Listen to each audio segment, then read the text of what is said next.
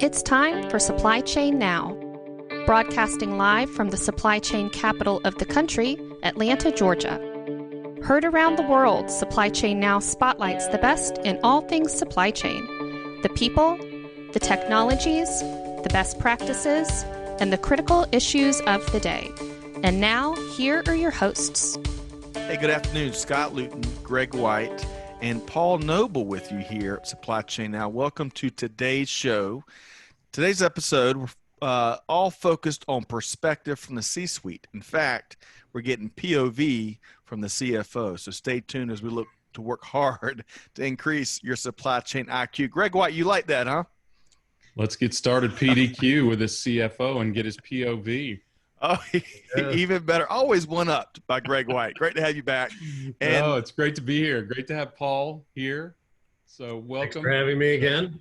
We were talking pre-show. It's great to have Paul back as kind of a guest co-host. We were both in Arizona together before Modex. Had a blast.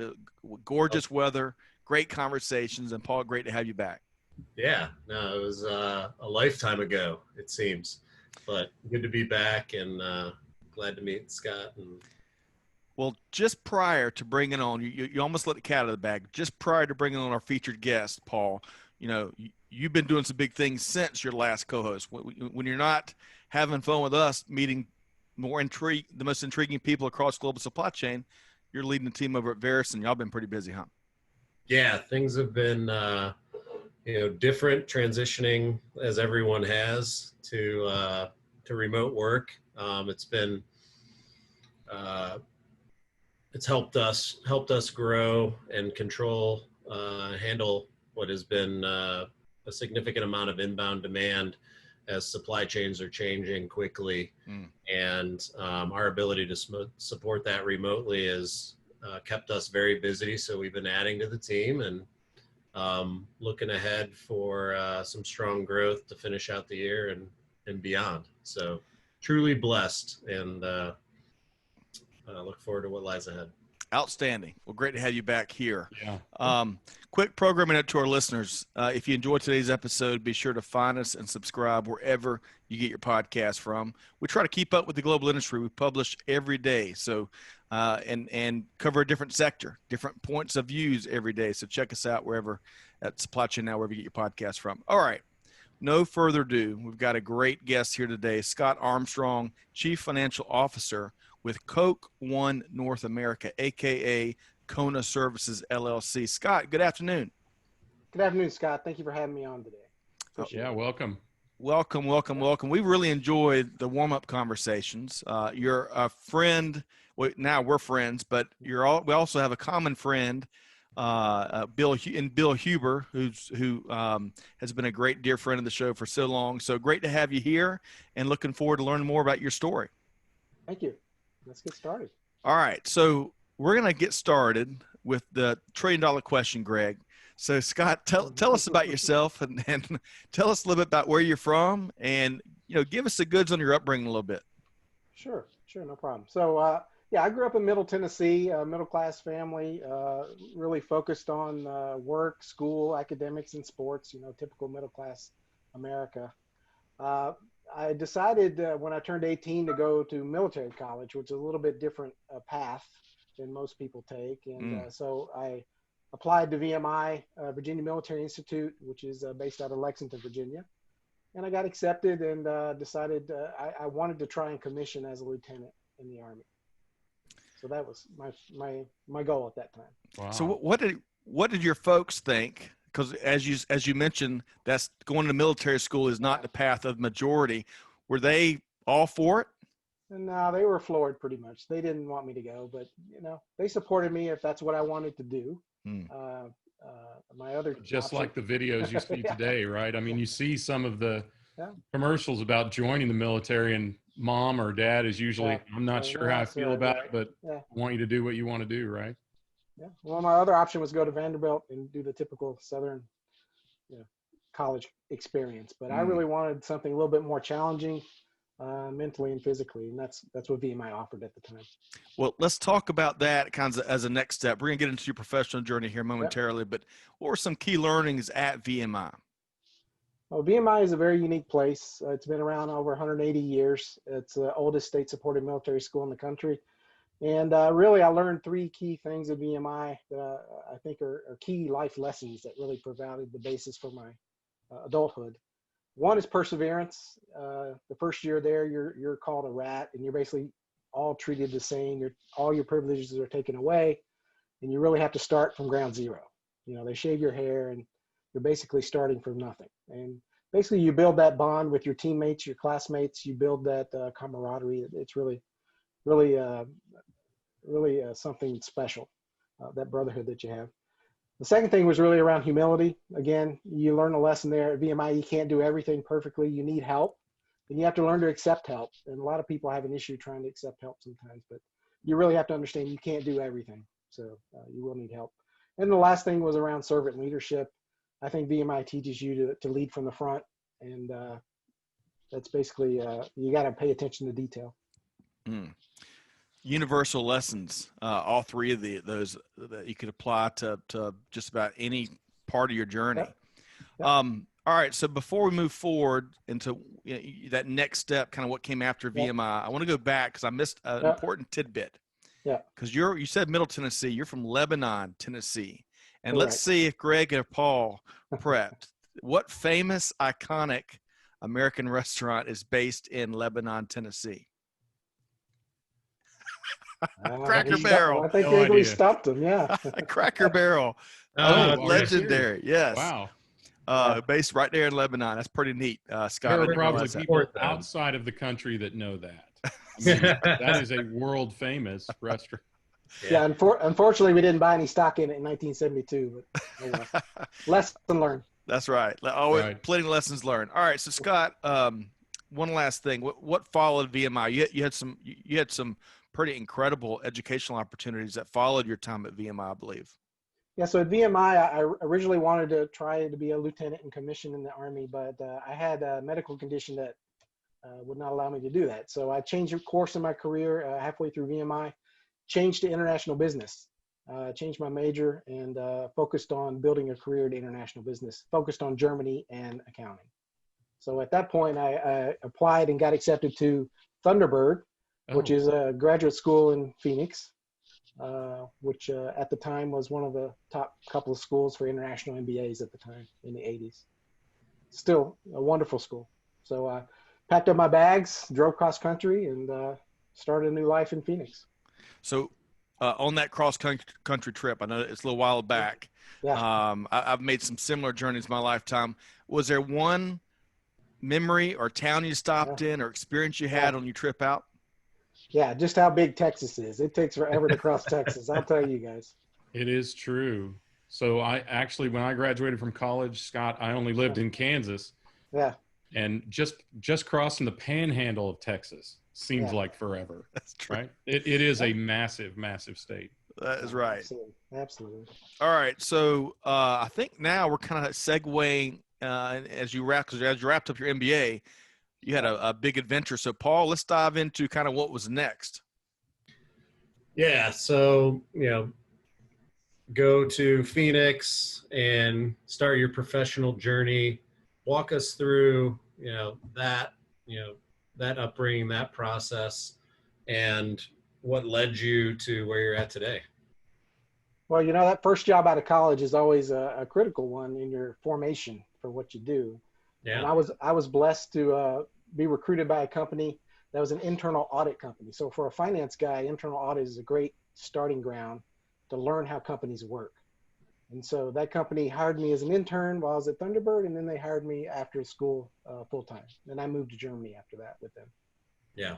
And then of those roles, as you continued to carve out your professional journey, what moment was it that you knew that's what you wanted to do, that eureka moment that really continued to drive you? Well, I think one of the first jobs I had with Coca-Cola, I joined Coca-Cola in 1991. It's right at the time when the wall fell in East Germany. And one of the things we did was actually go to Berlin and hand out free Cokes at the wall. Oh, wow. It was just such a powerful experience to be there in Germany at the time. The whole country was just so excited to for the change. Yeah. To be there handing out Coke, you could just feel the power and the energy that was going on at the time. Wow. Experience. Yeah. Did you get any? I mean, do you have pictures that you took and brought? I do. I got a piece of the wall. Oh, wow. Did you really? Wow, that's impressive. Did you ever go to East Germany before the wall came down while you were there? I did. My junior year at VMI, we sent a group to Russia and to East Germany on a study program. So I got to go then. At the time they had watchtowers, machine guns, guards, dogs, right. The whole thing. It was real. And then to be there again when it all came down, it was just amazing. So that was the middle 80s, correct, Yes, Scott? 1989. Yeah, okay. 1989. Yeah. Okay, so right when Yeah. the Soviet Union fell, right? Exactly. Yeah. Yeah. Did you sneak any Levi's 501s into the Soviet Union, because that was good money back then? No, but I did have a couple of CDs that were. Did you? That works too. Sellers. Yeah, exactly. Yeah. So Scott, the other thing about East Germany is it kind of interwove with your professional journey. Tell us about your time with, I believe, East German bottlers, right? Yeah. So when the wall fell, Coca-Cola invested $500 million to purchase all of the East German bottling companies that were former communist soft drink companies. We purchased all the assets that they had, and we just went in and built a business from ground zero. Basically, we had to replace everything. All the production, all the manufacturing supply chain, everything had to be built new. And so along with that investment, they needed an internal audit director to manage some of the controls around all that money. So they sent me over there, and I got to work for 3 years there with all former East German people. It was a great experience. Wow. Yeah. That's really impressive. So you had to paint everything that was formerly gray red in the factory. Everything red. And those guys, they just didn't have a sense for, double entry accounting or internal controls. All those things were not really in their day-to-day work in the old days. It didn't matter, right? They got paid either way, and they got Right. paid a pittance. So, I mean, Yeah. truthfully, the quality didn't really matter. And Right. it's interesting because I was there before and Yeah. worked in Germany after, and Yeah. to see the difference. Yeah. juxtaposition of the two Germanys was fascinating, right? Yeah. I mean, one so industrious, and the other one needing to become so again. Wow. And they spent 20 years investing in the infrastructure to get it back up to the level that it needed to be. Yeah. Very impressive. So that's while you were at Coca-Cola, Yeah. or corporate, Germany. right? So tell us, how did you land at Kona, and tell us a little bit about what Kona is, and how it fits into the whole ecosystem at Coke. Yeah. Well, I moved back to the U.S. in '96 for the time for the Atlanta Olympics. And at that time, I started a progression of different career positions within Coca-Cola. Eventually ended up with CONA Services. So part of what was happening in North America about 6-7 years ago is that Coca-Cola purchased Coca-Cola Enterprises. And as part of their system of the future work that we were doing, they wanted to refranchise North America. And so they took CCE, which turned into Coca-Cola Refreshments, and then we refranchised that into new or existing bottlers. And as part of that transformation, they had to have an IT platform that could support all of that, because you're talking about doubling and tripling growth in the span of a couple of years. Right. For some of these, yeah. So for listeners that may not be completely familiar with the structure, Coca-Cola Enterprises was the bottling division, correct? It was an independent company. It was the largest U.S. bottler. It was about 80% of the U.S., which Coca-Cola purchased back about 2010, brought it back into the house, and then reformatted it and sold it to other bottlers. Right. Because that had been part of the organization, franchised, then part of the organization, then franchised out again. And this is kind of the third, I don't know the history completely, but it's the third or so iteration of that, correct? Right. Over the last 30 years. Yeah. Yeah. Right. Right. Hey, before we move into Kona, I want to go to something that came up in some of our pre-show conversations, Scott. Yeah. And when you were still in Germany and you were leading these global initiatives, you developed a really distinct appreciation for what? Oh, for the cultural differences across countries, as well as the role that IT plays in your finance career, right? So it's your traditional finance training at an MBA school doesn't teach a lot about systems. And of course, maybe that's changed over the last 30 years, but when I was there, not a lot on systems and how systems impact finance roles. And so what you see here is a gradual progression over time is that IT now plays a major role in finance and your career in finance. So I've seen that in a lot of different countries. And bridging those cultural differences were a critical component of moving the project forward, right? Yeah, you have to know every country you go into, different style works better than others, you know. Had a lot of great experiences in the Philippines, China, and Germany, totally different cultures. And to be successful in those countries, you have to approach it different ways. You have to be flexible. You know?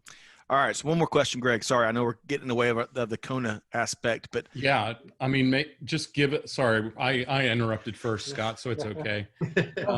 Give us an idea of Kona and how it plays into the ecosystem, and then an idea of what your role there is since CCE.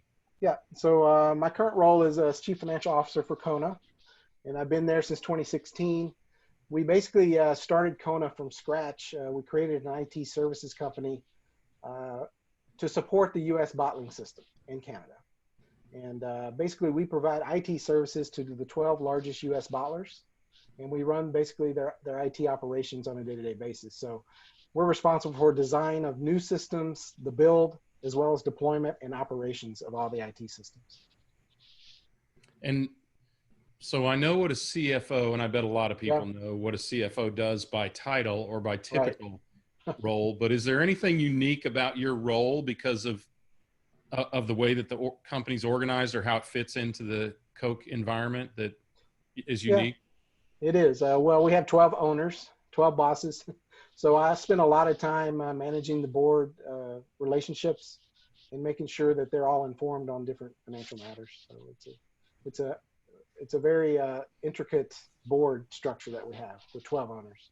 Yeah. So you're really an outside, if you want to think of it that way, outside CFO as much as inside, correct? Yeah. I mean, no one owns a majority. Everyone has a minority interest in this, but 12 owners in total. So Paul, I know that you're a big board. It is a big board.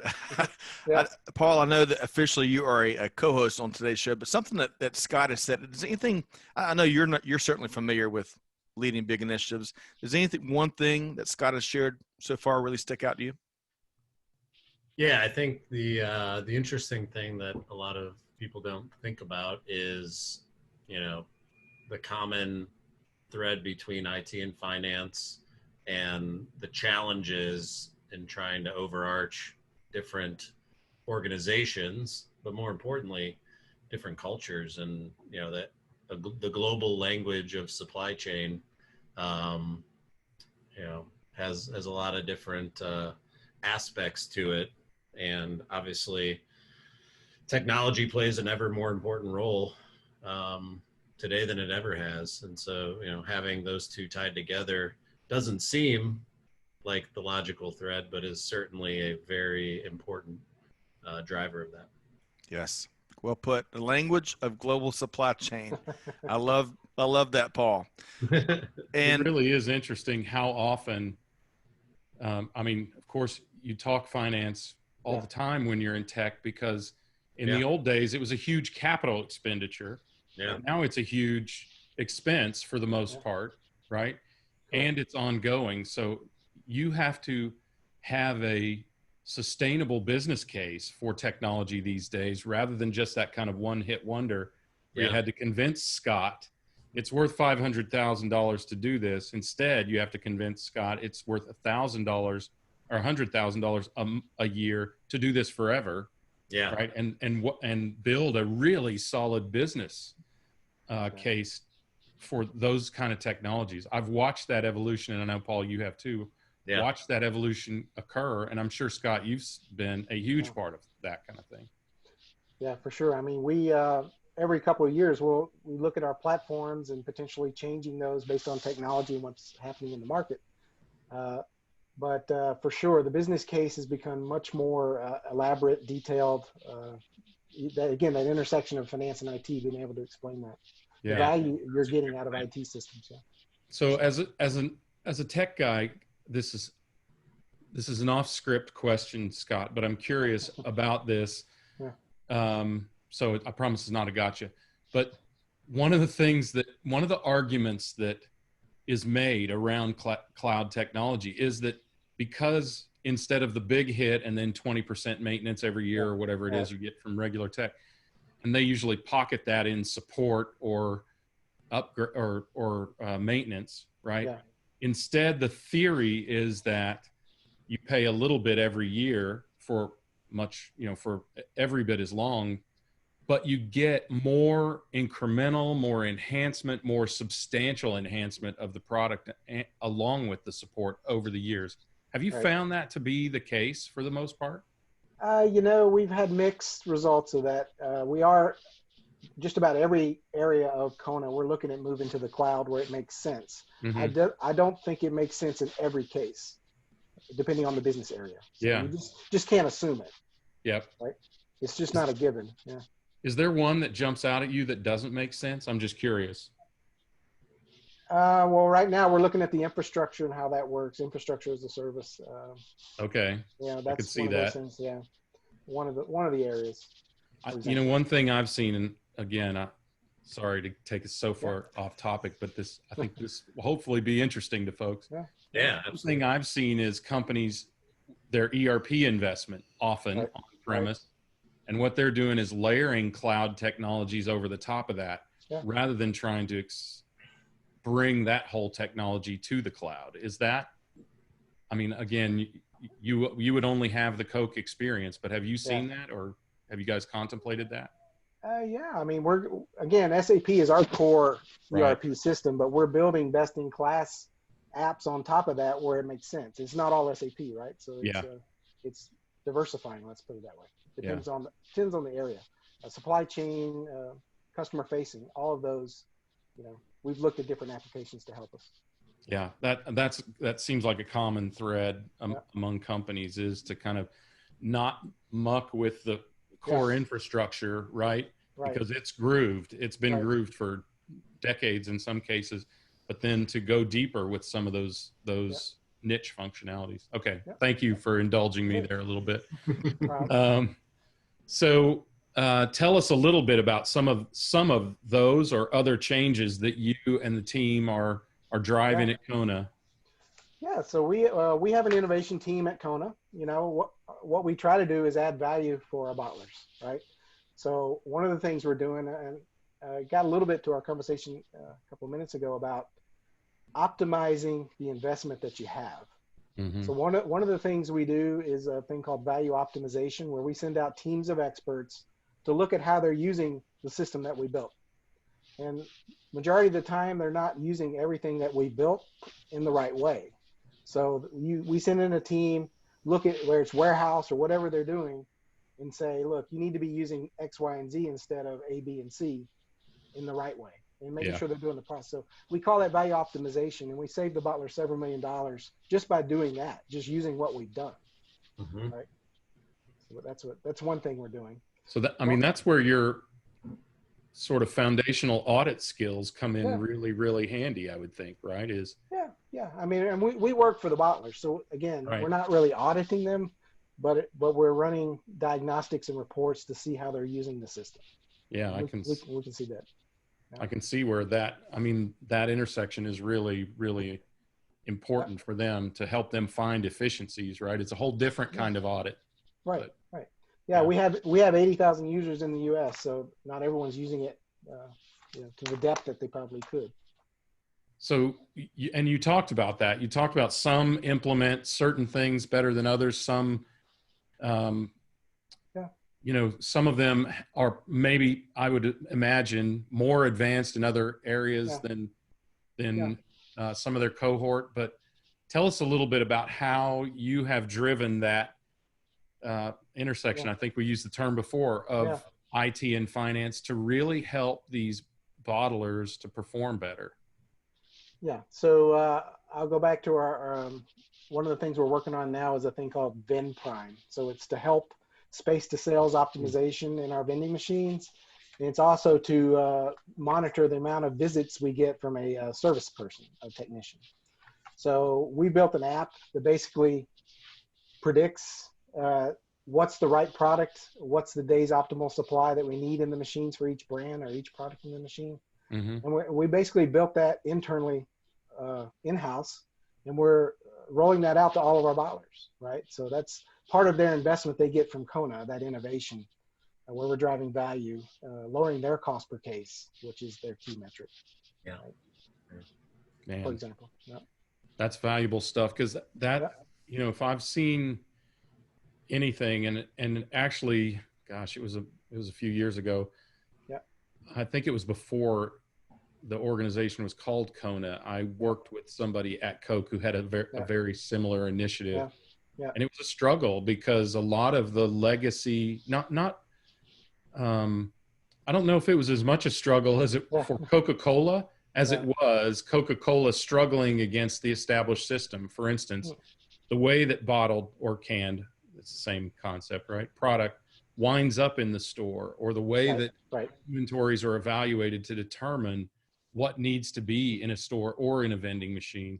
They're not dissimilar, and they are fairly archaic because of the infrastructure that you're selling into, right? Right. You got to remember, each bottler had their own IT platform and system with different data standards and technology levels. Right. Which is why when Kona, when they did this refranchising, they needed an IT platform that was sophisticated and could take them to the next level. And that's what we did. So we rolled that out to each of these bottlers as they got new territory. So it's a 5-year process. How much? Just a little 5-year process. Yeah. Well, 5 years is nothing in Coke terms. I mean, think about it, right? I mean, it probably hurts hurts you a whole lot, Scott, but in the grand scheme of things, 5 years is not that broad of a horizon. So, Right. So with this next big project, we're going to be able to talk about blockchain, not in a lip service supply chain conversation required way, which has been the case for a couple of years. We're going to talk about it in a really meaningful, powerful way, Scott. So tell us more about how you're leveraging that platform. Okay. Yeah. So again, our innovation team is working on a blockchain initiative. We've been working on this now for 18 months. And basically the use case was we have a Kona bottler on Kona selling product to a non-Kona bottler with a different IT platform. So the situation was they would call in on the telephone, make an order, they deliver to this other bottler, but disparate systems wouldn't talk to each other. And there was usually issues around what was on the truck, what got delivered, what did I order, all of those things that go with that process. So we did an initiative, a proof of concept around blockchain, where we linked up the independent bottler with the Kona bottler in a network that we basically automated that process, the ordering process. So now they can order and settle and pay and all those things through the blockchain that we built. And that's added a lot of value because it's driven out of stocks, driven out wrong inventory, all those things. Manual processes and paperwork on the back end as well, right? All of that, yeah, exactly. Yeah, because I mean, a lot of the independent bottlers, they're family-owned businesses. I mean, they've been in these families, in some cases, for 100 years or more. Right, and most of them are not on an ERP, so they're on a smaller version of something, right? But they wouldn't talk to our SAP, so that's where we had to build something to connect the two. Yeah. Right? Paul, you were going to say something a second ago. I'm just saying that blockchain in essence is distributed trust, and I'm sure that helps between sophisticated and unsophisticated systems. So yeah. Well, so and I mean, and the independent bottlers have a fairly different business model in a lot of cases than the Kona bottlers as well, right? So it does kind of create that trust where I imagine, connecting a highly systematized, highly automated organization to one that's much, much more manual, and even with probably substantially different business goals. So, So we did that last year on a private network, and next year we're going to try a proof of concept on a public network. See how that works. Exciting. Yeah. It really is. But innovation, what's interesting here, I know we're just talking about a couple different examples, but Scott, as we were chatting a couple weeks back, your organization, Kona, was recognized for its supply chain innovation at the Atlanta Supply Chain Awards. Again, back before the world changed in early March here, at least in the States, right? Because we all had different time frames. And the Connect the Dots, which is kind of cool on these shows. Verusen was also, Paul, if you remember, because you were also there, got recognized for supply chain excellence. So I think that was my like last live event I went to. Yeah. I miss those days. Maybe, I'm losing those memories. I can't wait to take some steps back in that direction. But so Scott, again, what the culture that really makes that allows innovation to thrive and encourages it in a real meaningful way, not innovation, the cliche that everyone throws around, but where the rubber meets the road and innovation really drives meaningful, practical, bottom line change. Yeah. What allows that to happen at Kona? Well, it's a great network and relationships we have with our bottlers. And so we have an innovation council that's run by our chief innovation officer. And the process we set up with them is, we're inclusive, getting ideas from them, listening to our customers, and basically taking that and trying to come up with ideas to make them more efficient. And a lot of things out there on the table. And but I think we have a pretty good process of how that innovation ideas get into the pipeline, right, and prioritize. Love it. So because you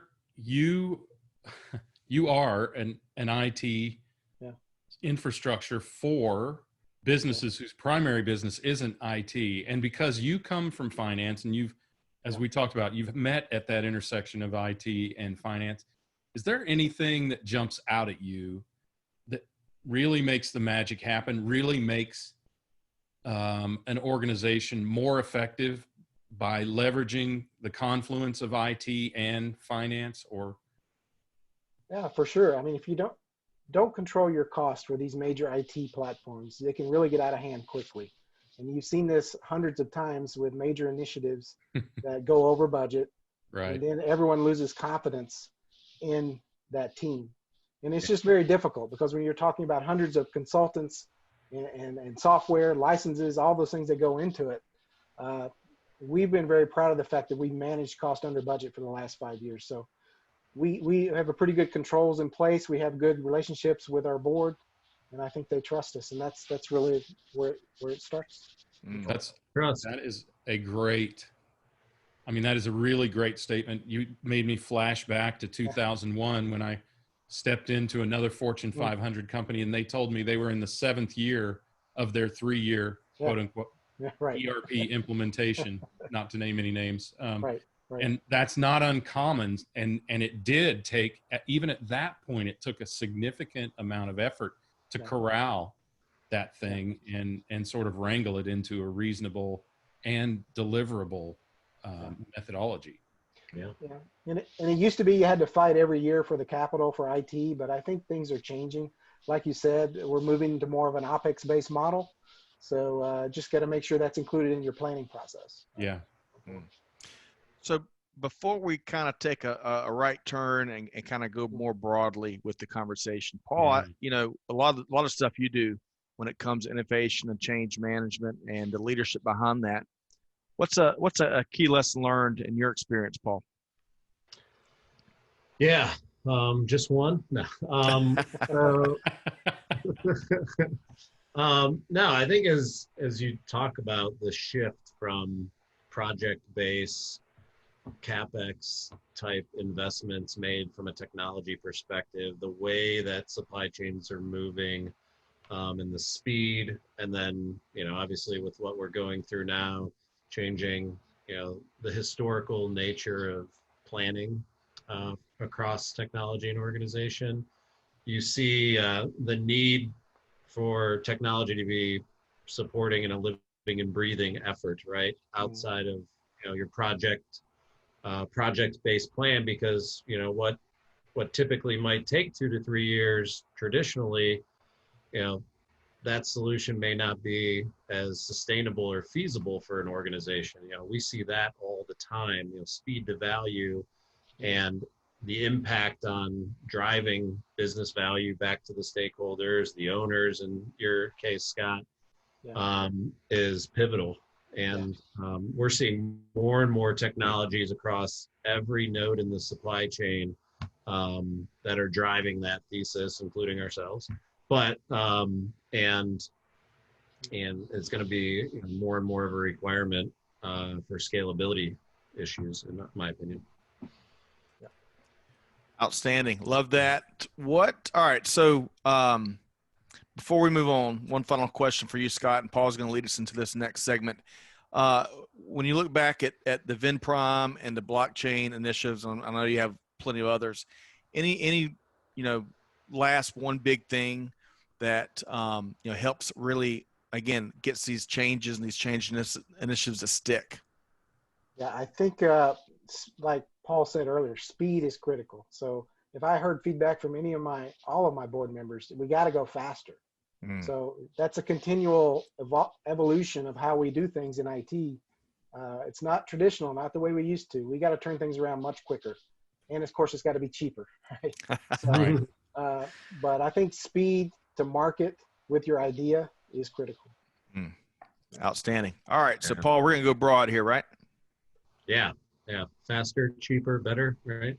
Right. More broadly to global supply chain. I know you mentioned blockchain, some of the other predictive technologies you're using from a vending perspective. What are you seeing broadly across supply chains that are piquing your interest, that you're seeing throughout your organization and peers across supply chain? I think watching out of stocks, especially in our industry, is critical. So any new tools or analysis that we have to help our supply chain people manage that is very critical. So again, out of stocks in our line of business, out of stocks is lost sales. So that's something I think that's something critical to our industry to watch that. Yeah. And even more difficult now that demand is changing with, as we were talking ahead of the podcast, we're all working from home, habits are changing, work habits are changing. To plan off that has just been, we've seen just extremely difficult to capture all the necessary signals into those models. Yeah. Well, and we're talking about Coca-Cola here. I mean, I know we're talking about a lot of other brands, but I mean, let's face it, Coke is life, right? Yeah. To me, the availability and the delivery of Coca-Cola, it's not a luxury. It is life sustaining, particularly in my case. And I consider it a service to society. And so, and seriously, because the brand is so prominent, the expectations are very high. And you do have to deliver at a very high level. I can't imagine what the world would have been like if we had been out of Coke on the shelves instead of toilet paper. It could have been catastrophic, I feel like. Great. But for a section of our listening audience, going back to an important thing that Scott shared kind of before we start talking about Greg and all of our affinity for Coke, especially Diet Coke. I'm a big Diet Coke. That's my guilty pleasure. But Scott, talk more about, some folks may not connect it because it's really a unique component to businesses like Coca-Cola, where when a customer walks into a store, if there's not cherry flavored Diet Coke on the shelves, that is a lost sale you never get back. And that's something that some consumers may not wrap their head, or some listeners in our audience may not wrap their head around. So that's why it's so important to protect that product and that inventory, right? Yeah, for sure. It's a lost sales. With the COVID coming this year, it's just been crazy trying to plan what brands and products get to the supermarkets, really. And it's just been an interesting year from a supply chain perspective, for sure. But once you lose that sale in a retail store, you never get it back. Yeah. Yep.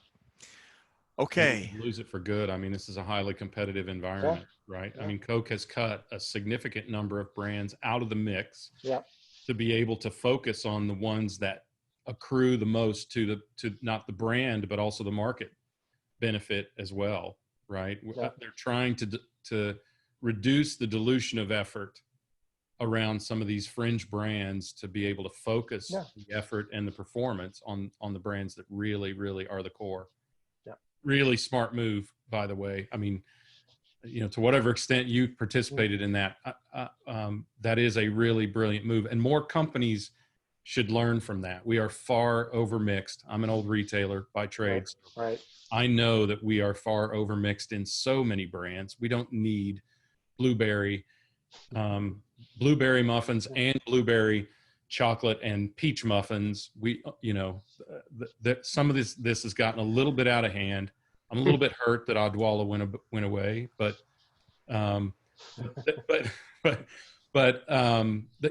it makes sense. It totally makes sense from a fiscal, a brand, and a market service perspective to consolidate your efforts.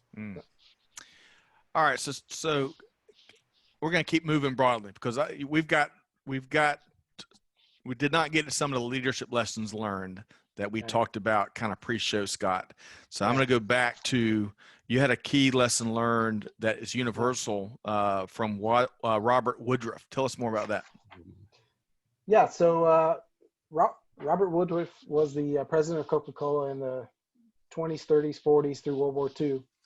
And on his desk, actually in the Coke offices, you can see it, he has a motto that says, "There's no telling how far a person can go if you don't mind who gets the credit."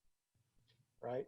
So then it's all about being humble, working for the better of the team, not for yourself. So good things happen over time if you just keep doing the right things. Yep. I love that. And then I also want to ask you about something that got my attention. Now that the Masters has been rescheduled, I think it's scheduled for November, I believe, which is, I remember when they moved the Masters, that really put in, as silly as it may sound to some, I mean, that is like a lockstep. There's no big, I mean, they are so tradition focused. Well, so when they the weather follows the Masters, right? The azaleas don't bloom until Augusta says it's okay. That's right. The good Lord has arranged a special situation with Augusta National, but that's right. So that's coming up in November, I believe. So Scott, you've got a really intriguing personal story related to the Masters. Tell us more about that. Yeah. So 2 years ago, I was invited to go to the Masters. It's a once in a lifetime thing. If you ever get to go, it's just so incredible. Yeah. This was actually my second time to go. And I was on a bus full of other corporate people. There's probably 20 of us that were invited. And about 10 miles from the event, the bus crashed. So we actually had it was the first day of the Masters 2 years, 2018. And all these people from Atlanta trying to get to the Masters, I know they were mad because we blocked the road, but the bus actually crashed and the driver was under the influence of some type of something. So, but anyway, it turned out actually be a life-altering experience. It's one of those things where, my motto is you don't put off things because you're never guaranteed what's going to happen tomorrow, right? There's just something, It wasn't just a really bad accident because you spent several days in the hospital. I was 4 days in the hospital. Luckily, no one lost their life, but there was several horrible injuries on that. So just one of those things that you just can't take life for granted. Yeah. You never know. Absolutely. All right. So I got to follow up on that story. What is, as that kind of has impacted your worldview? Yeah. Is there one change that really sticks out that you made as a result of that experience? One thing you said you've been waiting to do and you did. Yeah, well, I don't slice anymore.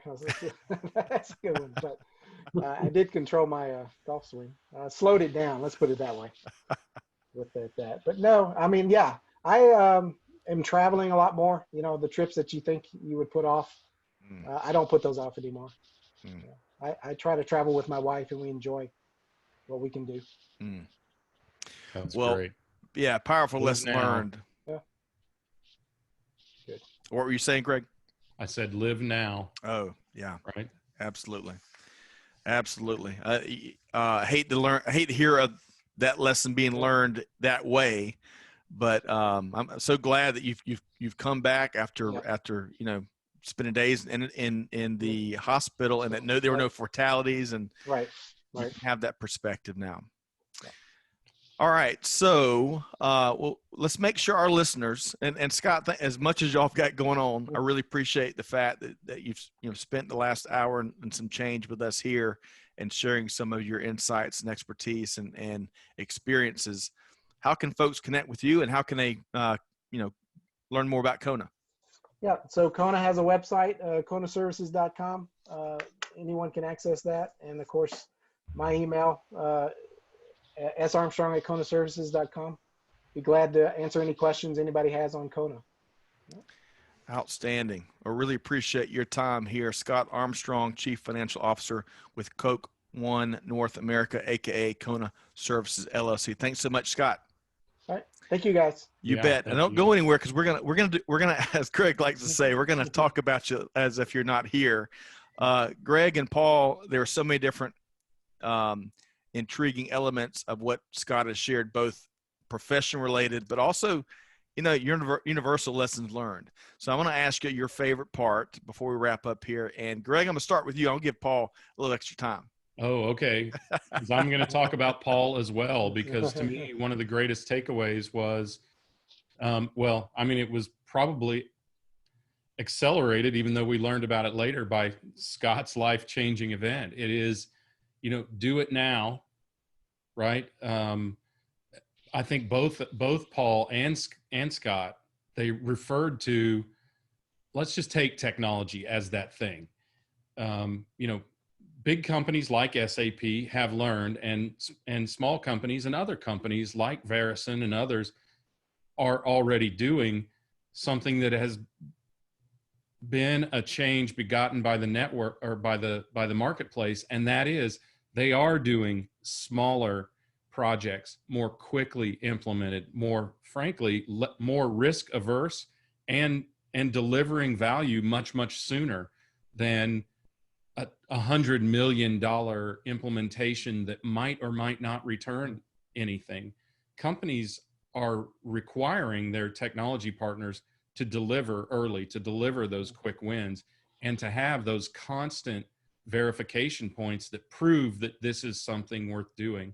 The entire model of technology implementation has changed. And when both Scott and Paul talked about that kind of in tandem, it just really struck me that is where the market is going and has gone. And it's about darn time.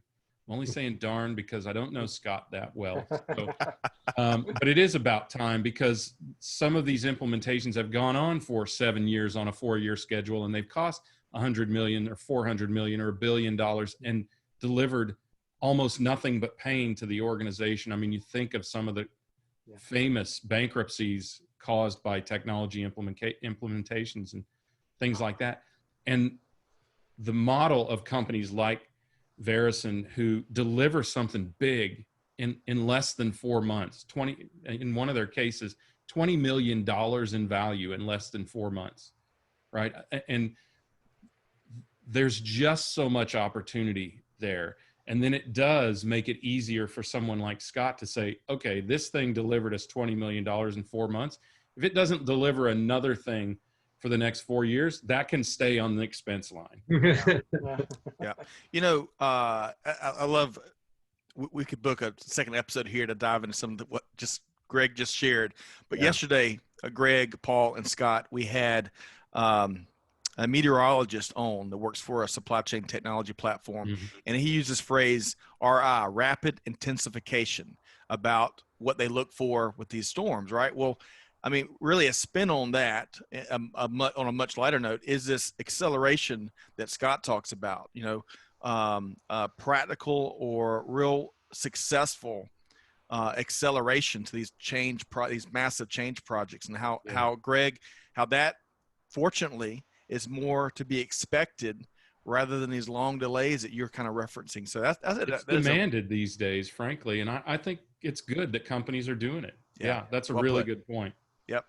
Okay, Paul, you had a little extra time to think about your big key takeaway here from all the good stuff that Scott shared. It wasn't too much different. I think, throughout the conversation, it was great to hear more about, and I think it speaks to much of what I believe is the power of network. And there's no greater power greater network than the supply chain networks that kind of feed one another in a lot of different capacities. So, power network is, the reason for Kona's existence, to bring many together for an enterprise trusted view of the business to support one of the iconic brands that Atlanta has, and global brands. And then what really resonated from is the live for now. My wife and I were just talking about the same thing, Scott, getting back out and traveling, and how that disruption, that one thing you were going to do before the pandemic, and then all of a sudden it's just, or that life-changing event that you went through, cherish what you have and take advantage of opportunities in this great world we live in. So. Man, what a great note to finish up on, Paul. No kidding. Well put. Really enjoyed this conversation, Scott. I admire so much of what you shared and what you continue to drive in your time there now at Kona. So we'll have to have you back maybe towards the end of the year and get an update on these big projects. Yeah, awesome. No problem. Thank you, Scott. All right, Appreciate you bet. All right, so to our listeners, first off, big thanks to Scott Armstrong with Kona, Paul Noble, our esteemed guest co-host. Paul, appreciate what you and the Verusen team do. Greg, big thanks to you. Our production schedule, I tell you, everyone's ready to get their thought leadership out there here lately, right? They are. And, let's think about what we touched on here. We talked about finance, IT, and personal improvement and goals. Man, this is the total package in terms of an episode, isn't Agreed. it? It's rare that we get that human, right? Yes, agreed. So really appreciate that, Scott.